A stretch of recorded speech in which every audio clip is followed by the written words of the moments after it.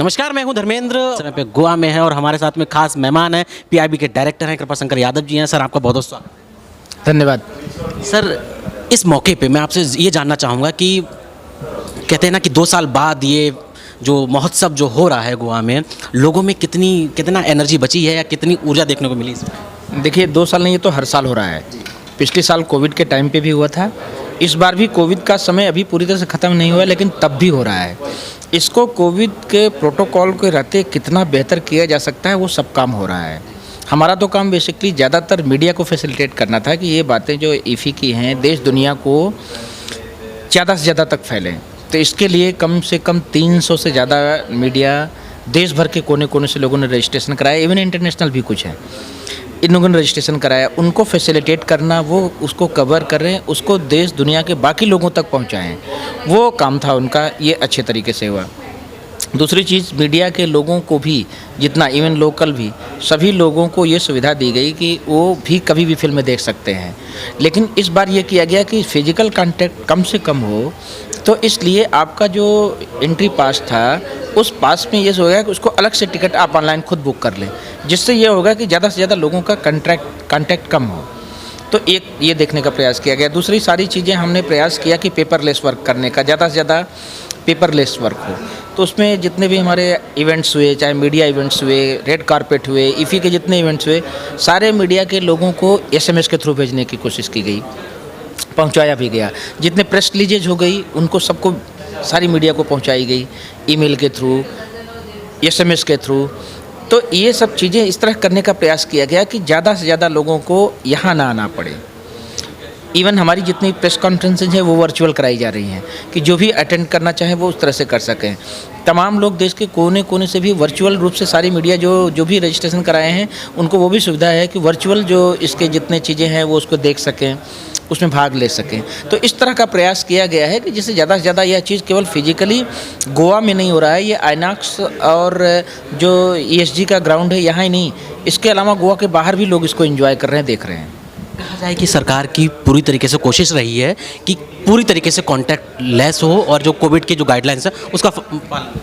ये पूरी तरह से प्रयास हो रहा है। अब यह है कि लोग फेस्टिव मूड में हैं, तो कई बार इस तरह से मास्क लगाने के लिए उसके प्रॉपर अनाउंसमेंट हो रहा है शुरू में, हर फिल्म की शुरुआत में, बाद में भी जगह जगह उसके लिए गए हैं। हमारा ईफी का मास्क भी खुद भी काउंटर लगा है कि बिके ज़्यादा से ज़्यादा, तो उसका पूरा प्रयास हो रहा है। और लेकिन इसके बावजूद भी अब धीरे धीरे लोग अपने सामान्य जीवन में उतर रहे हैं। तमाम फिल्में भी ऐसी आई हैं जो कोविड को लेकर बनी हैं और कोविड के दौरान बनी हैं, उसमें लोगों का भी उत्साह बना है। तो इस तरह से कोविड का अब ऐसा कोई ज़्यादा उस तरह से नहीं है, लेकिन लोग पालन कर रहे हैं और लोग दूसरे उसके उनका बिहेवियरल जो पैटर्न है वो धीरे धीरे कोविड के अनुकूल हो चुका है लोगों का, सबका। एज ए डायरेक्टर आप मीडिया के जो लोग हैं, मीडिया पर्सन्स के लिए क्या कहना चाहेंगे? नहीं, मीडिया के लोगों ने भी इसमें खूब रुचि दिखाई है। जितनी चीज़ें हो रही हैं उनको अपने तरीके से लोग पेश करने की अलग अलग कोशिश कर रहे हैं। नॉट ओनली कि मूवी के डायरेक्टर्स जो मिल गए तो उनके अलग अलग इंटरव्यूज़, उनके ट्विटर पर, उनको सोशल मीडिया के माध्यम से जुड़ने का, तो ये बराबर प्रयास है कि ये और उसके अलावा जो जब डायरेक्टर्स, प्रोड्यूसर्स वो आते हैं मीडिया के सामने तमाम ऐसे सवालों से, क्योंकि उनकी वो आदत नहीं होती कि वो प्रेस कॉन्फ्रेंसेस करें, मीडिया से इंटरेक्ट करें। तो पीआईबी का ये काम है कि सबको एक साझा ऐसा मंच उपलब्ध कराए कि जो डायरेक्टर्स, प्रोड्यूसर्स या अदर लोग हैं वो मीडिया के साथ कैसे इंटरेक्ट करें। क्योंकि यहाँ लैंग्वेज इशू आता है, कोई तमिल है, कोई पंजाब से आया है, कोई असम से आया है। मीडिया की लैंग्वेज अपनी हिंदी, अंग्रेजी, मराठी, और कई बार प्रयास करते हैं कि इवन विदेश की भाषा, चाइनीज़, कोरिया, स्पेनिश, सब बोलने वाले हैं। तो इन सब के बीच एक ब्रिज बनाने का काम पीआईबी का अपना काम है कि वो किस तरीके से सबका मैसेज कम्युनिकेट हो एक दूसरे का, वो काम है। पीआईबी ने जो बैरियर होता है उसको ख़त्म करने की बनाने की कोशिश करी है। जी। एक पर्सनल सवाल पूछना चाहूँगा मैं, फिल्म फेस्टिवल का मौका है, आप कोई कौन सी पसंदीदा मूवी है, कोई जिक्र करना चाहेंगे या कोई एक्टर जो आप? देखिए, हमने भी एक आध दो मूवी देखने का प्रयास किया। इसमें हमने बिटर स्वीट करके एक फिल्म देखी जो गन्ना काटने वालों को, केन कटर्स के ऊपर थी। बहुत अच्छी लगी। और रेस में शामिल है। बाकी वो तो जूरी का काम है, वो डिसाइड करेंगे कि कौन फिल्म किस पैनोरमा में आगे जा रही है, किसको अवार्ड मिलेगा।